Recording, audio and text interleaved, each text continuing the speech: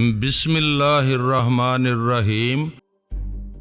تو نے اپنی پرائیویٹ فورس کے ذریعے صابر کو اغوا کرایا، اگر بیٹی کی واپسی چاہتا ہے تو صابر کو ہمارے حوالے کر دے۔ بس میرے لیے اتنی ہی معلومات کافی ہیں کہ تو نے دوبارہ میرے خاندان کی عزت پر ہاتھ ڈالا ہے۔ اب ذرا کان کھول کر سن لے۔ راون ایک بار سیتا کو اٹھا کر لے گیا تھا۔ جب رام جی اپنی پتنی سیتا کو راون کی قید سے چھڑا کر لائے تو دنیا والوں نے سیتا جیسی دیوی کی پاکیزگی پر شک کیا۔ میری بیٹی سیتا کی طرح ایک بار نہیں 2 بار اغوا کی گئی ہے۔ اب کون رچنا کی پاکیزگی پر یقین کرے گا؟ وہ بیٹی تو جیتے جی میرے لیے مر چکی ہے، اس لیے اب تمہارے جیسے راون کے مرنے کی باری ہے۔ میں اپنے مہاراشٹر کے صوبے سے تنظیم کے قدم ہمیشہ کے لیے اکھاڑ دوں گا۔ گھڑی دیکھتے رہو، موت تمہارے دروازے پر آ رہی ہے۔ دیوی اور منڈولا نے جو سوچا تھا وہی ہونے لگا تھا۔ اور شیو سینا کے درمیان ٹھن گئی۔ بال ٹھاکرے نے اپنی پرائیویٹ فورس کو استعمال کرنے سے پہلے شیو سینا اور بی جے پی کے وزیروں مشیروں کا ہنگامی اجلاس طلب کیا اور انہیں صورتحال سے آگاہ کیا۔ یہ معاملہ بال ٹھاکرے کی بیٹی اور اس کے خاندان کی عزت کا تھا، اس لیے چند اہم افراد نے ڈائریکٹر کے پاس جا کر کہا، ڈاکٹر صابر کے سلسلے میں بال ٹھاکرے سے جو بھی شکایت ہے اس پر بعد میں بات ہوگی، پہلے رچنا کو واپس کرو ورنہ ہم تمہارے جیسے کانگریسی حکومت کے اعلیٰ عہدیداروں کو صوبے سے نکال کر دلی راجدھانی کے خلاف محاذ آرائی شروع کر دیں گے۔ ڈائریکٹر نے کہا، ٹھیک ہے، ہم ابھی رچنا کو یہاں بلاتے ہیں۔ اور ایک نے بات کاٹ کر کہا، ہم سب رچنا کے پاس جائیں گے اور دیکھیں گے تم نے اسے کس حال میں رکھا ہے۔ وہاں شیو سینا اور بی جے پی کا جو روب اور دبدبا تھا اسے وقت کے حکمران بھی تسلیم کرتے تھے۔ ان دونوں پارٹیوں کا زور توڑنے کی کوششیں کی جا رہی تھیں۔ فی الحال ڈائریکٹر ان کے درمیان پھنس گیا تھا۔ ان سب کو ساتھ لے کر تہہ خانے میں گیا۔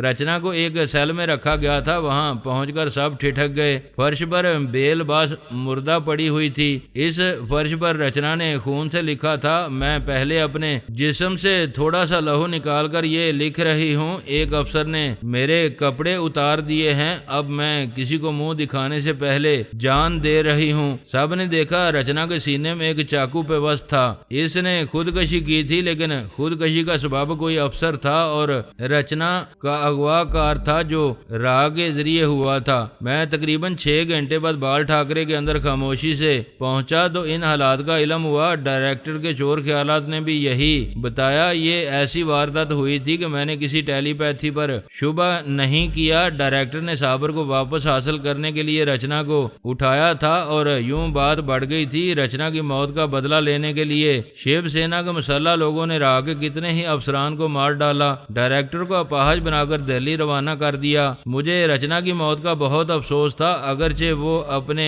باپ کی طرح مسلمانوں سے نفرت کرتی تھی، تاہم میں نے بال ٹھاکرے کو زندہ چھوڑا ہوا تھا۔ اسی طرح اسے زندہ رکھ کر انہیں یہ دکھانا چاہتا تھا کہ وہ مسلمانوں سے خواہ مخواہ دشمنی کریں گے تو نقصان اسی کی ہندو برادری کو پہنچتا رہے گا۔ میں افسوس کرنے کے لیے ٹھاکرے کے اندر پہنچا، لیکن میں نے اسے مخاطب نہیں کیا۔ پہلے میں اس کے صدمات کو سمجھنا چاہتا تھا۔ صدمات ان عزیزوں کے لیے ہوتے ہیں جو زندگی میں اور اس کے بعد بھی ماں باپ کو اور پورے خاندان کو نیک نامی اور عزت دیتے ہیں۔ رچنا نے نیک نامی اور عزت نہیں دی تھی، اس کے باپ کو صدمہ نہیں تھا، ایک ذرا بیٹی کے لیے افسوس تھا، لیکن صحیح معنوں میں وہ اندر سے مطمئن تھا۔ جو آگے چل کر بہت ساری بدنامیاں پیدا کرنے والی تھی وہ مر چکی تھی۔ اس کے ساتھ یہی ہوتا رہا۔ یہ دنیا کو معلوم نہیں تھا، وہ ہر طرح کی ذلت سے تحفظ حاصل کر چکا تھا۔ اس کے خیالات پڑھ کر میں نے افسوس کرنا مناسب سمجھا۔ اس کے اندر ڈاکٹر صابر کا خیال پیدا کیا۔ وہ ناگواری سے سوچنے لگا، صابر جائے جہنم میں، پتہ نہیں اس ٹیلی پیتھی جاننے والے فرہاد نے انجلی اور صابر کو کہاں پہنچا دیا ہے۔ مجھ سے کہہ رہا تھا کہ میں انہیں ملک سے باہر پہنچا دوں گا، لیکن اس نے اس سلسلے میں مدد نہیں لی ہے۔ پھر ٹھاکرے کی سوچ نے کہا، یہ درست ہے کہ اس نے میری بیٹی کو گھر واپس پہنچا دیا تھا، لیکن میں نے بھی ڈاکٹر صابر کو راہ کی قید سے نکال کر اس کے حوالے کر دیا تھا۔ اس طرح حساب برابر ہو گیا۔ اب اس مسلمان ٹیلی پیتھی جاننے والے کا مجھ پر کوئی احسان نہیں رہا ہے، اور یہ بہت ہی اچھا ہوا۔ کسی مسلمان کا کبھی احسان نہیں اٹھانا چاہیے۔ ان لوگوں کو جوتوں تلے رکھ کر جو مسرتیں حاصل ہوتی ہیں، ایسی مسرتیں دنیا جہان کی دولت حاصل کرنے سے بھی نہیں ملتی ہیں۔ مجھے یہ خیالات پڑھ کر دکھ ہوا۔ اس کے خاندان کی عزت مٹی میں ملنے والی تھی، لیکن میں نے وہ تمام قابل اعتراض تصاویر جلا دی تھیں۔ رچنا کو بدنام ہونے سے پہلے گھر بھیج دیا تھا۔ میں نے سوچا تھا ٹھاکرے کی بیٹی ایک مسلمان کے ساتھ بدنام ہوگی تو مہاراشٹر کے تمام مسلمانوں پر شیو سینا اور بی جے پی کے انتہا پسند ہندو بے حد مظالم ڈھائیں گے، لیکن بال ٹھاکرے کی عزت رکھنے کے باوجود وہ تسلیم نہیں کر رہا تھا کہ میں نے اس کے گھر کی عزت کو باہر نہیں اچھالا ہے۔ اگر میں ان تصاویر کو نہ جلاتا اور اسے بلیک میل کرتا تو وہ ہمیشہ میرے آگے سارے جھکا کر رہتا۔ اب اس کے خیالات بتا رہے تھے کہ وہ پھر اسلام دشمنی کی روش اختیار کرنے والا ہے۔ میں نے جو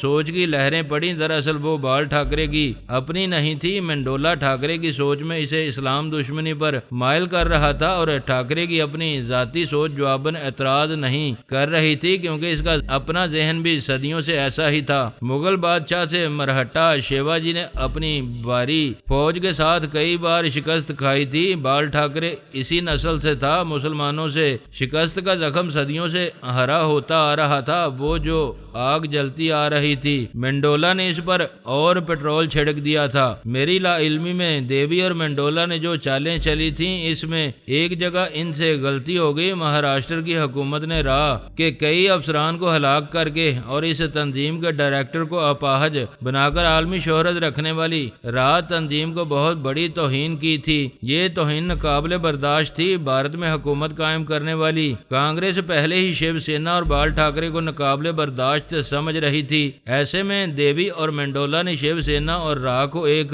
دوسرے سے ٹکرا کر بہت بڑی غلطی کی تھی۔ یہ غلطی میرے حق میں بہتر تھی۔ میں ان کی آپس کی لڑائی سے فائدہ اٹھا سکتا تھا۔ منڈولا کی چال یہ تھی کہ بال ٹھاکرے مسلمانوں کے خلاف مہم جاری رکھے گا تو میں مسلمانوں کی حفاظت کے لیے اس کے اور انتہا پسند ہندو سیاسی پارٹیوں کے خلاف کارروائیاں کرتا رہوں گا۔ اس طرح دیوی کو میری مصروفیات کا علم ہوتا رہے گا۔ پھر یہ کہ میں ان معاملات میں بمبئی شہر تک محدود رہوں گا۔ یوں انہیں کشمیری مجاہدین سے نمٹنے کا موقع ملے گا۔ اپنے باقی ٹیلی پیتھی جاننے والے ماتحتوں کو کشمیر میں استعمال کیا جا سکے گا۔ ضرورت پڑی تو دیوی اور منڈولا بھی وہاں کے مجاہدین کو جہاد کے قابل نہیں چھوڑیں گے۔ اگر ایک نہیں کئی محاذ ہوں تو پتہ نہیں چلتا کہ کس محاذ سے کون سا حربہ آزمایا جا رہا ہے۔ میں بھی دیوی اور منڈولا کے محاذ سے ابھی بے خبر تھا۔ دیوی کے لیے تو جناب تبریزی کی ہدایت تھی کہ اسے نظر انداز کیا جائے۔ دیوی کے التجا کرنے سے میں نے منڈولا کو بھی ڈیل دے دی تھی۔ مجھے اپنے لائحہ عمل پر بھروسہ تھا۔ میں اپنی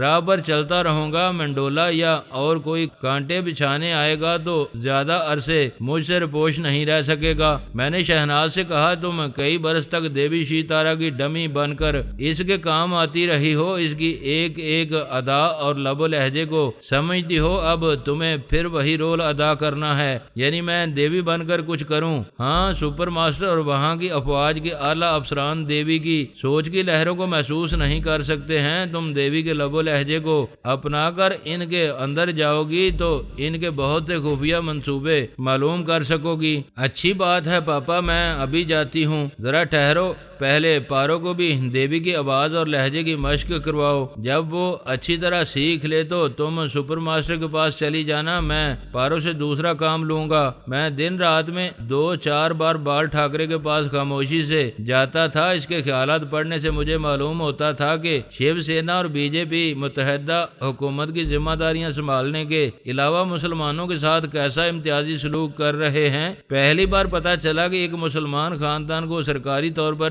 نوٹس دیا گیا ہے کہ وہ ممبئی چھوڑ کر مہاراشٹر سے نکل جائیں، کیونکہ وہ لوگ بنگلہ دیش سے آنے والے وہ مہاجرین ہیں جو اردو بولتے ہیں، یعنی وہ بنگالی بھی نہیں ہیں بلکہ پاکستان اور بنگلہ دیش کے ٹھکرائے ہوئے بہاری ہیں۔ ایسا سرکاری نوٹس خطرے کی گھنٹی سمجھا جاتا تھا۔ جو خاندان اس نوٹس کے مطابق عمل نہیں کرتا تھا، ان کے ہاں بال ٹھاکرے کے گنڈے پہنچ جاتے تھے۔ اس کے بعد اس خاندان کا نام مال و اسباب باقی رہتا تھا اور نہ ہی عورتوں کی عزت سلامت رہتی تھی۔ میں ان دنوں ٹھاکرے خاندان کی عورتوں کے دماغوں میں جگہ بنا چکا تھا۔ اس وقت میں نے اس کی ایک جوان بانجی رتنا کو فون کے ذریعے رابطہ قائم کرنے پر مائل کیا۔ اس نے رابطہ ہونے کے بعد کہا، ماما ٹھاکرے، میں رتنا بول رہی ہوں۔ رتنا، تم تو ابھی اوپر والے کمرے میں تھیں، یہ فون کہاں سے کر رہی ہو؟ اسی اوپر والے کمرے سے کر رہی ہوں۔ میں نیچے آپ کے کمرے میں بھی آ سکتی تھی مگر وہ مجھے آنے نہیں دے رہا ہے۔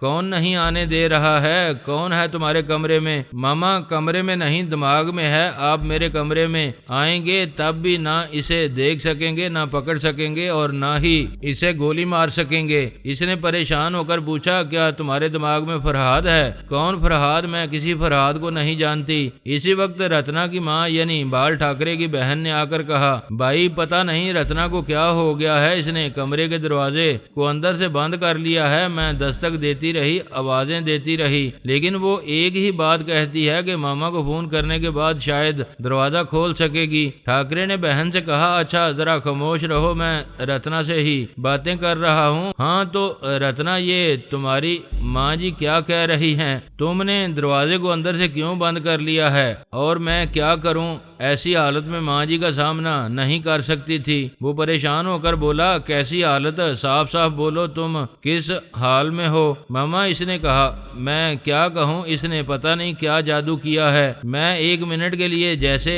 کہیں گم ہو گئی تھی، جب ہوش آیا تو شرم سے چیخ پڑی، میرے بدن پر ایک کپڑا بھی نہیں ہے۔ وہ میرے اندر کہہ رہا ہے، پہلے اپنے ماما سے فون پر باتیں کرو، اپنی حالت بتاؤ۔ میں بات کر رہا ہوں، وہ تمہارے دماغ میں رہ کر سن رہا ہے۔ میں پوچھتا ہوں، وہ کیا چاہتا ہے؟ ہم سے کیا دشمنی ہے؟ رتنا نے کہا، وہ پوچھ رہا ہے کہ تمہیں مسلمانوں سے کیا دشمنی ہے۔ ناگ پاڑا کی ایک کچی بستی میں ایک مسلمان خاندان کو بمبئی چھوڑ دینے کا نوٹس دیا گیا ہے۔ اگر وہ نہیں جائیں گے تو آپ کے گنڈے ان کی بہو بیٹیوں کو کس طرح بے لباس کریں گے، اس کا نمونہ پیش کرنے کے لیے وہ مجھے بے لباس کر چکا ہے۔ بال ٹھاکرے کو تھوڑی دیر کے لیے چپ سی لگ گئی۔ یہ بات فوراً ہی سمجھ میں آ گئی کہ اس کے پاس صوبائی حکومت اور بے حد اختیارات ہیں، مگر وہ تمام اختیارات کو کام میں لا کر بھی اپنی بانجی کو لباس نہیں پہنا سکے گا۔ وہ اپنی بیٹی رچنا کا انجام دیکھ چکا تھا۔ رچنا کے بعد رتنا کی باری آئی تھی۔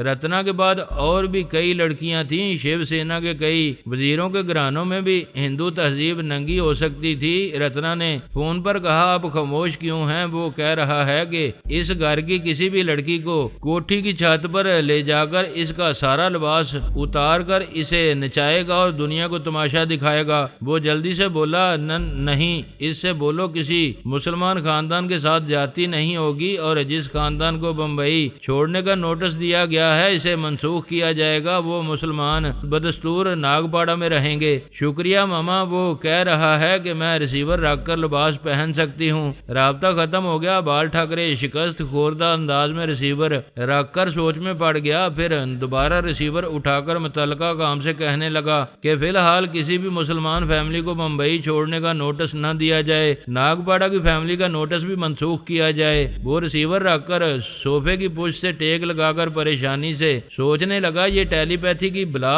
عجیب ہے، میرے گلے پڑ گئی ہے۔ میں جنجلا سکتا ہوں، پیچو تاب کھا سکتا ہوں، لیکن نظر نہ آنے والے دشمن کا کچھ نہیں بگاڑ سکتا۔ ہے بھگوان، ہے شیو شنکر، مجھے اس بلا سے نجات دلاؤ۔ پریشانی میں سب ہی دعا کرتے ہیں، لیکن دعا نامناسب اور قابل قبول نہ ہو تو قبول نہیں ہوتی۔ میں دماغی طور پر اپنے کمرے میں حاضر ہوا۔ اب یہ معلوم کرنا تھا کہ راہ والے مہاراشٹر سے نکل کر دہلی راجدھانی آ کر اپنی توہین کا انتقام شیو سینا اور بی جے پی سے کیسے لیں گے۔ اس اپاہج ہونے والے ڈائریکٹر کو راہ سے ریٹائر کر دیا گیا ہوگا، اس اس کی جگہ کوئی دوسرا آیا ہوگا۔ میں وہاں کے پردھان منتری کے اندر پہنچ کر راہ میں ہونے والی تبدیلی کے متعلق بہت کچھ معلوم کر سکتا تھا، لیکن میرے وہاں جانے سے پہلے شہناز اور پارو میرے کمرے میں آ گئیں۔ شہناز نے کہا میں سپر ماسٹر اور تینوں افواج کے اہم افسران کے دماغ میں گئی تھی، وہ سب دیوی شی تارا کے معمول اور تابع دار ہیں۔ میں نے دیوی کا لب و لہجہ اختیار کیا تو وہ سب مجھے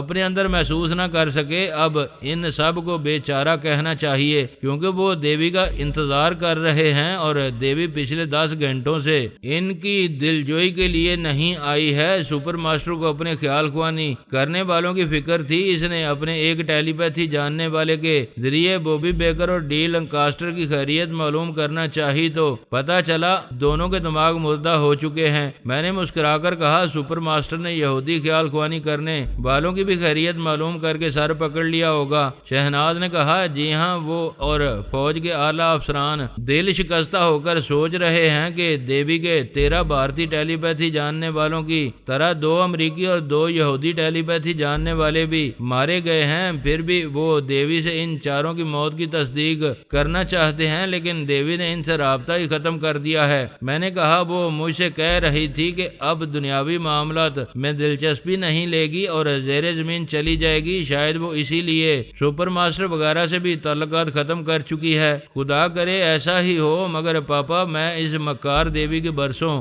ڈمی بن کر اس کی ایک ایک رگ کو سمجھنے لگی ہوں۔ جب کسی سے خطرہ لاحق ہوتا ہے تو وہ اس خطرے کو مٹائے بغیر سکون سے نہیں رہتی، اور اسے سب سے زیادہ خطرہ آپ کی چھوٹی صاحبزادی اعلیٰ بی بی ثانی سے ہے۔ جب تک اعلیٰ بی بی ثانی زمین کے اوپر زندہ ہے تب تک دیوی زمین کے نیچے کبھی نہیں جائے گی۔ بیٹی سانچ کو آنچ کیا ہے، ابھی ہم معلوم کرتے ہیں کہ دیوی کے ارادے کیا ہیں۔ کیا میری بیٹی پارو نے دیوی کا لب و لہجہ سیکھا ہے؟ پارو نے دیوی کے لب و لہجے میں کہا پاپا میں آپ کی رہنمائی میں باجی شہناز کی محنت اور محبت سے بہت کچھ سیکھ رہی ہوں۔ کیا دیوی کے اس لب و لہجے میں کوئی غلطی ہو رہی ہے؟ میں نے پارو کے سر پر شفقت سے ہاتھ رکھ کر کہا شاباش تم میری بیٹی ہو، اب اسی لب و لہجے میں خیال خوانی کرو اور مینڈولا کے اندر پہنچو، میں اور شہناز تمہارے دماغ میں رہیں گے۔ اس نے میری ہدایت پر عمل کیا اور مینڈولا کے اندر پہنچ گئی۔ مینڈولا بے خبر تھا کیونکہ دیوی کو اپنے اندر محسوس نہیں کرتا تھا۔